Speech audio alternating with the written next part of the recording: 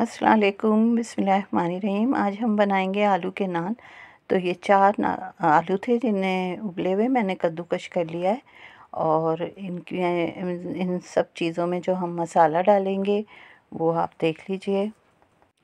जी, तो मसाला हम डाल रहे हैं बिल्कुल बेसिक जो होते हैं घर में। तो आप पहले तो इसमें है ना 1 से 1.5 टेबल स्पून जो है वो आप मैदा डाल दीजिएगा। उसको मिक्स कर लीजिएगा। और मसालों में ये है 1 टेबल स्पून कुटी हुई लाल मिर्चें, 1 टीस्पून खटाई पाउडर, 1 टीस्पून ज़ीरा पाउडर, 1 टेबल स्पून है कुटा हुआ धनिया और नमक हस्बे ज़ायक़ा, और 1 टीस्पून है गरम मसाला पाउडर। तो सबसे पहले हमने जो 1 से 1.5 टेबल स्पून मैदा डाला है, इसको हल्के हाथ से हमने मिक्स कर लेना है। और उसके बाद फिर हम इसमें मसालों को मिलाएंगे। तो ये बहुत मज़े के बनेंगे। ये देखें, मैंने इस तरह से ना हाथों से हल्के हाथ से कद्दूकश किए हुए आलूओं को मिक्स करा है मैदे के साथ। अब डाल दें सारे मसाले। और इसमें डलेगा धनिया, पुदीना, हरी मिर्चें और एक छोटी सी प्याज। उसको बारीक काट लीजिएगा। धनिया पुदीना काट लीजिएगा। 3 हरी मिर्चें काट लीजिएगा। धनिया पुदीना भी मैंने 2 टेबल स्पून ही इस्तेमाल किए हैं। आए अब आटा गूंद लेते हैं। ये 2 कप मैदा है और ये आधा टीस्पून जो है वो अजवाइन है इसमें, और नमक हस्बे ज़ायक़ा डलेगा। इसको हम करेंगे अच्छी तरह से मिक्स, और इसको बिल्कुल नॉर्मल पानी से हम गूंद लेंगे। अभी हम इसमें कोई ऑयल या घी नहीं डालेंगे। थोड़ा हम इसको रखेंगे 10 से 15 मिनट। उसके बाद फिर हम इसको वापस घी जब डाल के गूँधेंगे तो वो भी आपको दिखाते हैं कि किस तरह से हम करेंगे। अभी तो आप इसको बिल्कुल सादे पानी से गूँध लीजिए, जो नॉर्मल पानी होता है। नीम गर्म पानी बिल्कुल नहीं चाहिए, बस नॉर्मल पानी। और इसको हमने अच्छे से मिक्स करके और गूँध के और रख देना है कुछ देर के लिए, ताकि ये जो है अच्छी तरह से सेट हो जाए। फिर उसके बाद हम इसमें घी वगैरह डालेंगे। ये देखें, इस तरह से ये हो गया ना। अब इसे आप ढक के रख दीजिए थोड़ी देर के लिए। और बाकी फिर हम ऐसा करते हैं कि आलूओं में अपना सारा मसाला मिक्स कर लेते हैं। तो ये आलूओं में सारा मसाला आपके सामने डाला था। ये देख लीजिए, 3 हरी मिर्चें, 1 छोटी प्याज है और 2 टेबल स्पून धनिया पुदीना है। तो इनको भी अच्छी तरह मिक्स कर लीजिए। नमक आप देख लीजिएगा, कम या ज़्यादा जैसा भी आपको पसंद हो। और क्योंकि नान में भी ज़ाहिर है जो आटा गूँधा है हमने उसमें भी नमक है। इसे हल्के हाथ से मिक्स कीजिएगा, बहुत ज़्यादा तेज़ी से नहीं करिएगा वरना ये ख़राब हो जाएगा ना मैदा नहीं, सॉरी, आलू। तो ये बहुत ही मज़े के इंशाल्लाह बनेंगे नान। और हम बनाएंगे किस चीज़ में? जी, हम बनाएंगे इसको ग्रिल पैन में। तो अभी मैं आटा जब सेट हो जाएगा हमारा तो फिर हम ग्रिल पैन को गरम करेंगे। अब इस आटे में हमने डाल देना है घी। 10 से 15 मिनट हो गए ना, मैंने इसको गूँध के रखा है। अब इसमें 2 टेबल स्पून भर के आप डाल दें घी, और इसको अच्छी तरह से ना अब आप गूँधिएगा। अब गूँधने का तरीका भी आप देख लें। इस तरह से अंदर की तरफ घी को आपने फोल्ड कर लेना है, आटे को इस तरह। और इसको अच्छी तरह से आप मिक्स कर लें ताकि घी जो है वो हर जगह पहुंच जाए और बहुत अच्छा सा ये सॉफ्ट सा हो जाए। अच्छा, इसमें मैंने 2 चुटकी सोडा भी मिक्स कर देना है, क्योंकि अभी ये हमें जब नान बना रहे होंगे तो हमारा नान थोड़ा फूलना भी चाहिए। तो वो मैंने इसमें 2 चुटकी हमने सिर्फ सोडा मिक्स करना है, इससे ज़्यादा नहीं। तो वो भी वीडियो जो थी मेरी थोड़ी कहीं गायब हो गई है, तो मैं आपको बता देती हूँ कि हमने इसके अंदर 2 चुटकी सोडा भी मिक्स करना है। और इसको अच्छी तरह से फिर गूँध के हम तकरीबन 15 से 20 मिनट इसे मज़ीद रखेंगे। फिर ये बहुत अच्छा सा सेट हो जाएगा। इस तरह से ऊपर से थोड़ा घी भी लगा दीजिएगा ताकि ऊपर पपड़ी सी नहीं आनी। वो पपड़ी आ जाती है तो फिर वो अजीब सा हो जाता है। बस इसे ढक दें, 10 से 15 मिनट इसे रख दें। ताकि ये अच्छा सा सेट हो जाए हमारा। अब ये हो गया आटा सेट। अब हम इसके पेड़े बना लेंगे।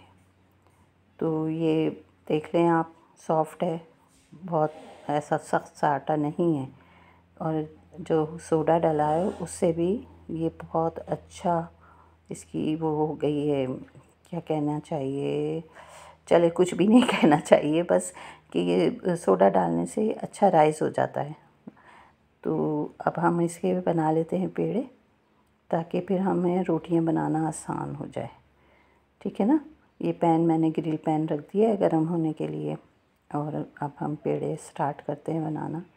तो इतने मैदे में 4 पेड़े बने थे। ठीक है, ये देख लीजिए। बस ऐसे आसान से तरीके से आप, कोई बहुत ज़्यादा ज़ोर लगा के नहीं पेड़ा बनाना है, हल्के हल्के हाथ से आप पेड़े बना लीजिए। ये देखें। और फिर अब हम एक एक पेड़ा उठाएंगे और इसको इस तरह से फैला देंगे।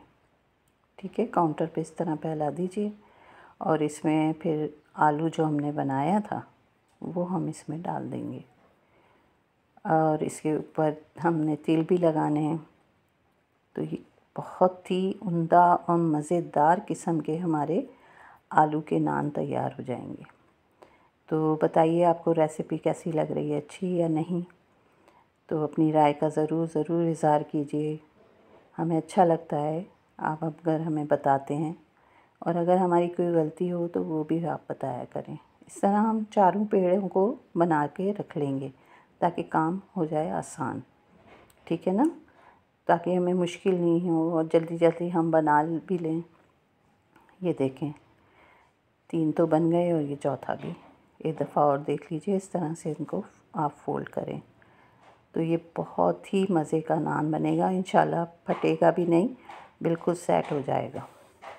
तो ये हैं हमारे वो मज़ेदार से नान, और इसकी रेसिपी आपके लिए हम लेकर आए हैं।